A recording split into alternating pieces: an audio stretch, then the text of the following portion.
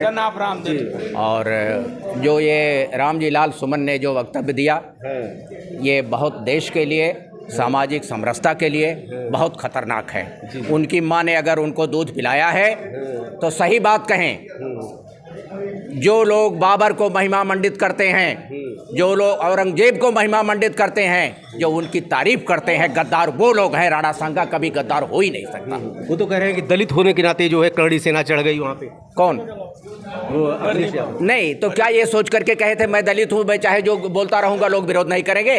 अरे वो कम हुआ। करणी सेना को तो अगर वो मिल गए तो उनको और भी जो है टार्चर करना चाहिए था। ये तो अच्छा हुआ कि वो मौके पर मिले नहीं। आप चाहे जो कहते रहेंगे जो है ये देश बर्दाश्त करता रहेगा। क्यों नहीं औरंगजेब पर कहते हैं? औरंगजेब को तो अबू आदमी ने कहा कि वो कुशल प्रशासक था।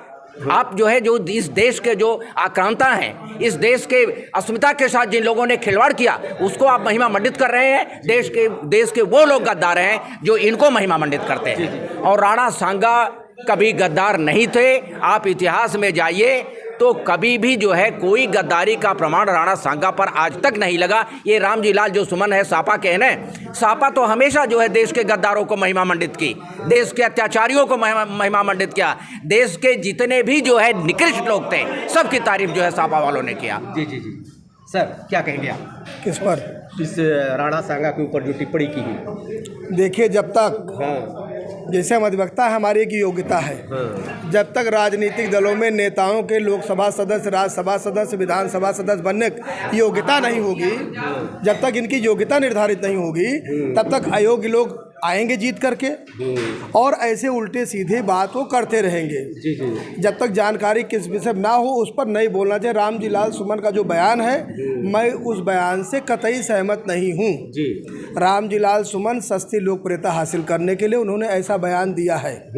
अब जैसे कहने की बात यह है कि सब ये मौसेरे भाई हैं। अगर रामजी लाल सुमन ने ऐसा बयान दिया राज्यसभा में तो सत्ता दल के नेताओं को रामजी लाल सुमन को वहीं ठीक करना चाहिए था। जी जी जी। लेकिन ये छोड़ देते हैं जनता पर कि इनका एक माहौल बनता रहे, इनका वोट बैंक बनता रहे, बरमरे चाहे कन्या पंडित जी का संग बसता रहे।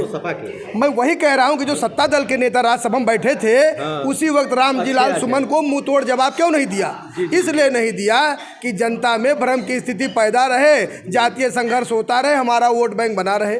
भाई आप किस लिए राज्यसभा में बैठे हुए हैं? अगर राणा सांगा के विषय में रामजी लाल सुमन ने गलत कहा तो राज्यसभा में बैठकर लोग क्या कर रहे थे? टाफी बिस्किट खा रहे थे क्या?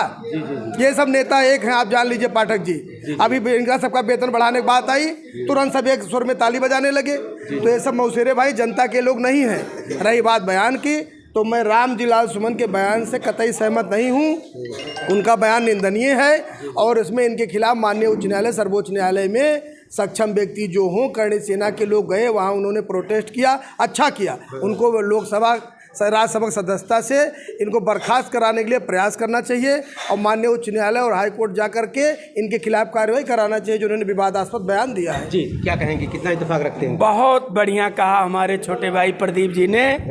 मैं किसी पार्टी से नहीं बना हूँ। गलत जो भी करेगा हम उसको मुंह तोड़ जवाब देंगे, चाहे वो जिस पार्टी का हो। देश की अस्मिता का जहाँ सवाल उठेगा हम सारे लोग एक साथ होंगे और इस पर पार्टी से हट करके सबको एकजुट हो जाना चाहिए और ऐसे घटिया बयान देने वाले के खिलाफ सख्त से सख्त कार्रवाई होनी चाहिए।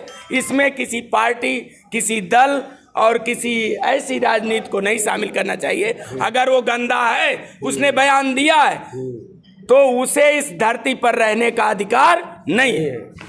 आप हैं अधिवक्ता यहाँ पर, आप भी उद्वेलित हैं चूँकि राणा सांगा किसी एक समाज के, किसी एक वर्ग के नहीं थे, वो महापुरुष थे, वो सब के थे।